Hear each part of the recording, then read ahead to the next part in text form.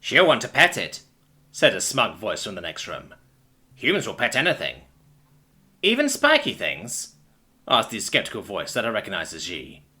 "I've never had a human want to pet me, and this thing is much worse." As curious as I was to see our newest cargo and judge myself, I first had to finish setting out food for the animals in the next bay. I lugged in bags of dried pellets and fish jerky as the door slid shut behind me, cutting off the sound of Xi insisting to the delivery person that there was no way under several suns that I would want to touch this new mystery animal. We'd see about that. I stashed the pellets in the appropriate closet and pulled out a sheet of jerky for each of the 3 fangy monstrosities that twinned around each other, trying to hypnotize me through the bars. I ignored the moving pattern of stripes that probably worked on prey from their world. Working quickly, I set the sheets down on the floor outside the cage, spaced as far apart as possible, then used a gravity wand to lift them through the bars without losing a finger.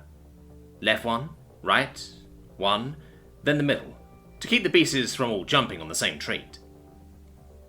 A chorus of happy growls and chewing noises filled the air. Success.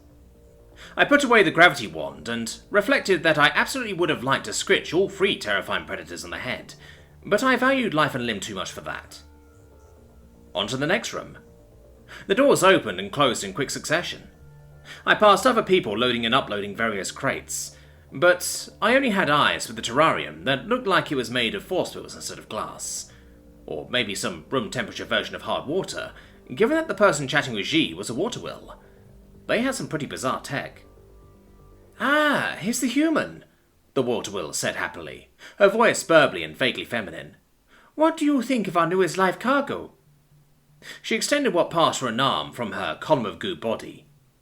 Beside her, Xi spread purple pincher arms in a silent display of ta-da. Inside the tank I saw rocks, sand, a puddle of algae, and the ugliest little ball of snot and spikes that I had ever encountered. Protruding eyes struggled to focus on me like a wall-eyed chihuahua that had rolled through the most unfortunate of trash piles. "Wow," I said, bending down for a closer look. "That's an animal, all right." The water wheel bobbed up and down. "And it is not, as you say, cutesy-wootsy?" She made various clicks and taps that were probably skepticism. I couldn't blame him. "Well," I said, struggling for a tactful answer, "it sure is a little one. Looks a bit scared." "They always get twitchy when they're moved around before egg-laying," the waterfall said with a dismissive wobble. "It'll settle down when everybody stops walking by. It's non-toxic. Maybe once it's calm?" The rest of her sentence was cut off by loud snarls from next door, carrying through the hall while both doors were open at the same time.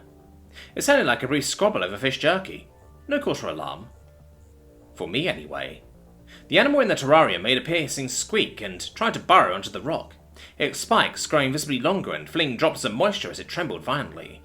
"Oh, that's bad," said the water wheel, all cheer gone. "You could sour the eggs. Everybody be quiet. Move slowly." She waved 2 armlets at the other people carrying boxes, who did as she asked. Xi was making a whistle that was probably a curse in his own language, or maybe someone else's. "We'll get blamed for egg troubles. Would dim light help? I'll hit the controls." He moved off on quiet bug legs. "What else helps?" I asked. "Wait, there's a menu for this, right?" Without waiting for a response, I unfolded a screen from my pocket and looked for the newest files. There it was. Easily searchable, too. While I spent a moment on that, the room dimmed and quieted into a soothing nighttime. The other crewmates grabbed the remaining crates, left, and shut the door. I heard someone say to leave oncoming boxes in the hallway for the moment.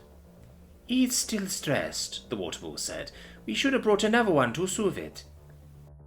"Hang on, I found the sound files," I said. "Here's the soothing one." At the press of a button, a brief gurgle played, then cut off. "That's it?" The animal turned towards me, then back to the rock. No change. I asked the water wheel, "I don't suppose you can make that sound?" When she hesitated, I tried myself.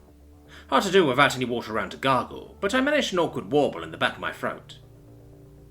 The animal shivering stilled. "Keep doing that," the water wheel said with an urgent wave. I did, feeling silly, but the animal liked it. The trembling ended, and the spine started to retract. When I paused for breath, the creature held perfectly still. Then when I started again, the spines continued shortening. After a few moments, it was a slimy ball of green with eyes that stuck out, and soon enough those finally closed. When they opened again, they weren't bulging anymore. A head lifted from the goo, with a cute little face that chirped curiously. "Oh, look at you," I said to it, all calm and happy.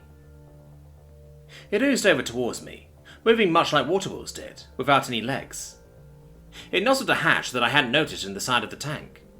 "You said it's non-toxic, right?" I asked, not waiting for a response. I skimmed the manual.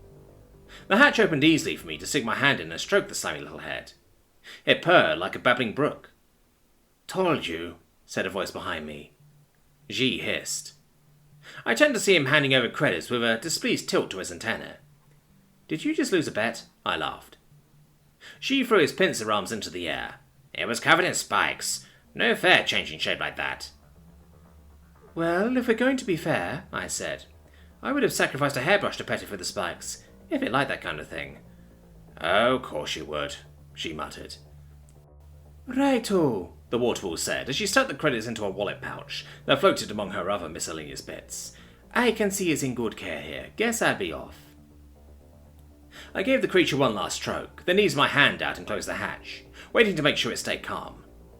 When it settled back into goo, I stood and joined the other two in soft-footing our way to the door. "I'll keep an eye on it," I promised. "And a hand," Z grumbled. "I've bet it worse," I told him. "I'm sure you have," he said. "And I don't want to hear about it."